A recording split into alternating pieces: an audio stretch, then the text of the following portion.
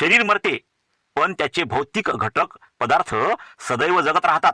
इथे विज्ञानातील ऊर्जा अक्षयतेचा नियम बघणे योग्य ठरेल. ऊर्जा अक्षयतेचा नियम काय सांगतो? विश्वातील सर्व ऊर्जा कायम स्थिर असते, ती कधीही नष्ट होत नाही. मात्र ती ऊर्जा एका प्रकारातून दुसऱ्या प्रकारात रूपांतरित होऊ शकते. भौतिकशास्त्राच्या नियमानुसार आपण कुठलीही गोष्ट पूर्णपणे नष्ट करू शकत नाही किंवा कोणतीही नवीन निर्मिती आपण करू शकत नाही. उदाहरणार्थ, आपल्याला कागद नष्ट करायचा आहे, कागद आपण जाळून टाकू, परंतु राखेच्या स्वरूपात तो कागद इथेच राहणार.